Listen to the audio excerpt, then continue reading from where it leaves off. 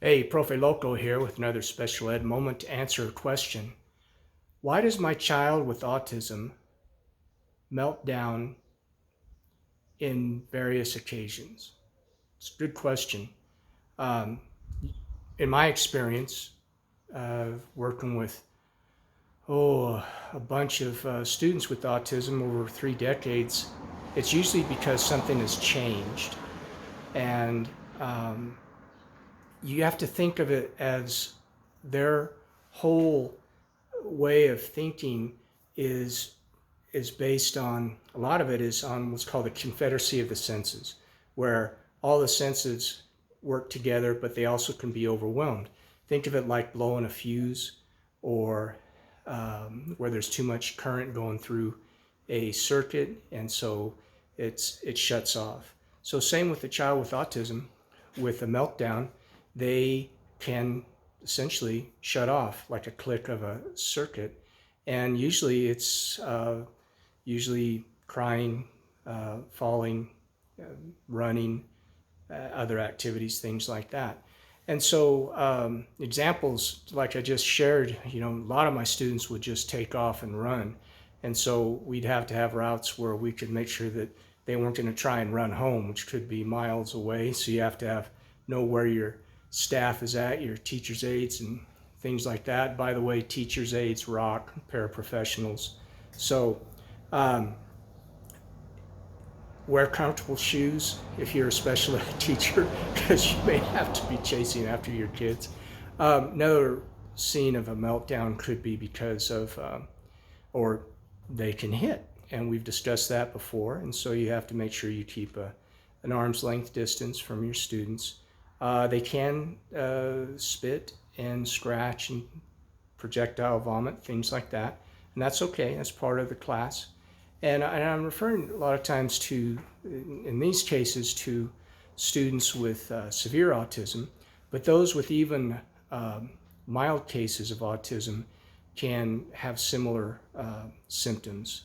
Crying is probably the most common.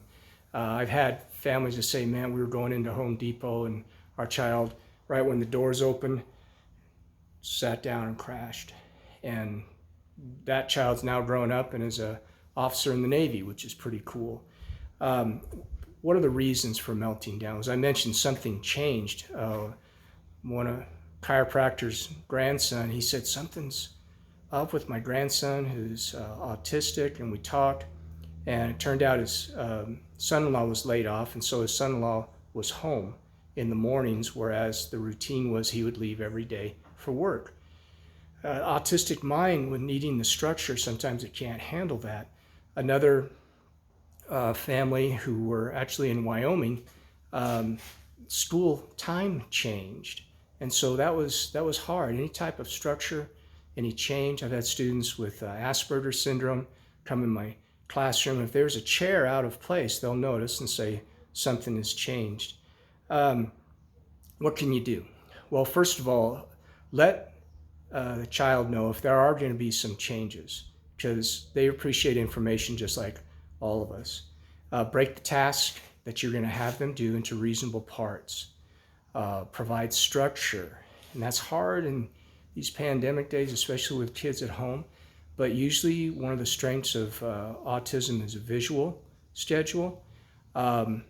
One of my students, as they were trying to explain how this young man's mom was going to have a double mastectomy, and they explained how it was, and used a visual chart and stuff. And so when I saw the student, he knew what was going on, so his structure was not changed. But he told me, he said, "Hey, Mr. Mack, my mom has water balloons now in her chest. Go ahead, you can touch him. It's okay." And so I turned red, mom turned red. Touching didn't happen, but he knew what was going on. So it didn't rock his world as far as his structure. Guided practice, which is involving just walking them through the activity, and then independent practice with supervision. Now, a lot of times meltdown, you have to work on desensitizing what is the trigger. And so for students with autism, it could be noise, it could be touch, sound. A lot of times it's noise. So you have to know when the fire alarms are.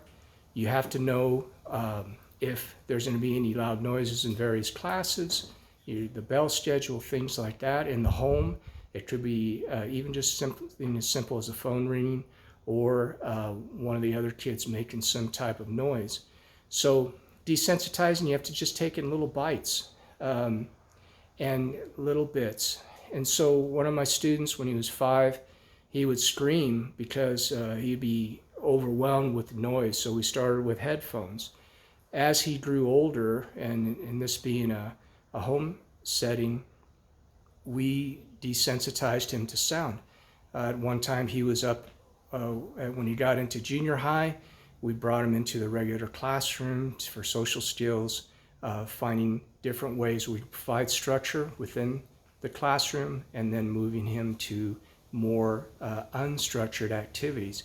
And eventually, because it was sound, we started taking him to concerts, and then eventually moving up to some really heavy concerts, which was sort of his graduation. So now he's getting his master's in divinity, which is pretty cool. So use headphones, ambient sound, prepare the child if there's going to be changes. And don't worry about meltdowns, they usually don't last. And this is Profe Loco, another special ed moment.